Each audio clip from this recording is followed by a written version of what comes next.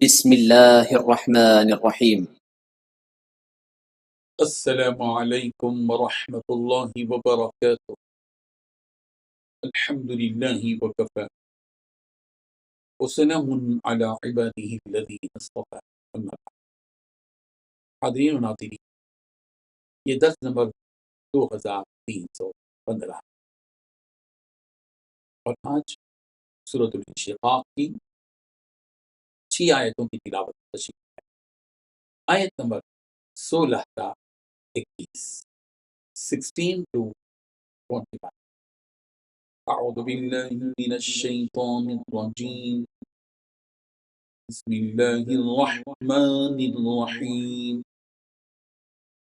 فلا اقسم بالشفق واللیل وما وسق والقمر اذا اتسق لتركبن طبقا عن طبق فما لهم لا يؤمنون وَإِذَا قُرِئَ عَلَيْهِمُ الْقُرْآنُ لَا يَسْجُدُونَ صدق اللہ العظیم۔ لفظی ترجمہ یوں ہے، فلا اقسم، چنانچہ میں قسم کھاتا ہوں، بالشفق، شفق، واللیل، اور رات کی، وما، اور جو کچھ، وسق، وہ جمع کرتی ہے، والقمر، اور چاند کی، اذا اتسق، جب وہ پورا ہو جاتا ہے، لترکبن، یقیناً تم سوار ہو گئے، طبقاً، ایک حال کو، عن طبق، دوسرے حال کے بعد، فما لہم، پھر کیا ہے، فما لہم، پھر کیا ہے ان کو، لا یؤمنون، وہ ایمان نہیں لاتے، وہ اذا، اور جب قرئ، پڑھا جاتا ہے، علیہم، ان پر، القرآن، قرآن، لا یسجدون، وہ سجدہ نہیں کرتے۔ ترجمہ یوں ہے، اب میں قسم کھاتا ہوں شفق کی اور رات کی اور ان تمام چیزوں کی جنہیں وہ سمیٹ لے، اور چاند کی جب وہ بھر کر پورا ہو جائے، کہ تم سب ایک منزل سے دوسری منزل کی طرف چڑھتے جاؤ گے، پھر ان لوگوں کو کیا ہو گیا ہے کہ وہ ایمان نہیں لاتے، اور جب ان کے سامنے قرآن پڑھا جاتا ہے تو وہ سجدہ نہیں کرتے۔ پروردگار، ہم سجدہ کرتے ہیں، ہم آپ کے سجدے سے مکرنے والے نہیں، دل کی گہرائی سے اقرار کرتے ہیں کہ ہم آپ کا سجدہ کرنے والوں میں سے ہمارا شمار ہے۔ ہمارے سجدے کو اے اللہ نقص سے بچا دیجیے، ہمارا سجدہ بھی کامل ہو اور ہمارا ایمان بھی۔ ان 6 آیتوں میں 5 باتیں بیان کی گئی۔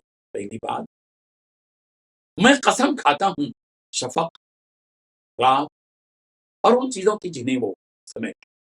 دوسری بات، چاند کی بھی قسم ہے جب وہ بھرپور مکمل ہو جائے۔ تیسری بات، اس بات کی قسم کہ تم لوگ ایک منزل سے دوسری منزل تک چڑھتے جاؤ۔ چوتھی بات، ان لوگوں کو کیا ہو گیا ہے کہ وہ ایمان نہیں لاتے۔ پانچویں بات، جب ان کے سامنے قرآن پڑھا جاتا ہے تو وہ لوگ سجدہ نہیں کرتے۔ بزرگان محترم، نیک اور بد لوگوں کا قیامت کے دن کیا حال ہونے والا ہے، یہ حقیقت بیان کرنے کے بعد اللہ تعالیٰ پھر سے قیامت اور اس کے واقع ہونے کو قسم کے ذریعے بیان فرماتے ہیں۔ چنانچہ فرمایا کہ قسم ہے شفق کی، رات کی، اور ان تمام چیزوں کی جسے یہ رات اپنے آغوش میں لے لیتی ہے، اور شام کی بھی قسم ہے جب وہ اپنے کمال کو۔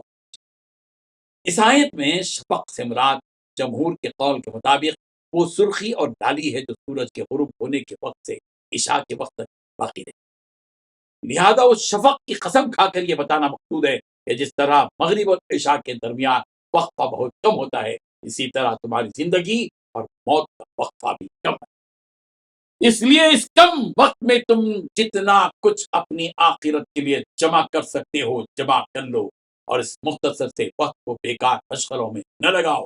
پھر اس کے بعد اللہ تعالیٰ نے رات کی قسم کھائی کہ جس طرح دن اپنے اندر اجالا لیے آتا ہے، اور تم جس اجالے میں اپنے سارے کام کاج نمٹاتے ہو، اور پھر جب رات آتی ہے تو وہ رات تمہارے اس دن کے سارے کاموں کو روک دیتی ہے، کہ تم اس رات کے اندھیرے میں وہ کام نہیں کر سکتے جو تم دن کے اجالے میں کرتے ہو۔ اسی طرح زندگی اس اجالے ہی کی طرح ہے جس میں تم اپنے سارے کام کرتے ہو، اور جب موت کا اندھیرا تم پر چھا جاتا ہے تو تم کچھ بھی نہیں کر سکتے۔ اس لیے اپنی زندگی کے وقت کو غنیمت جانو، اور موت کا اندھیرا آنے سے پہلے جو تم اپنی آخرت کے لیے کما سکتے ہو کما لو۔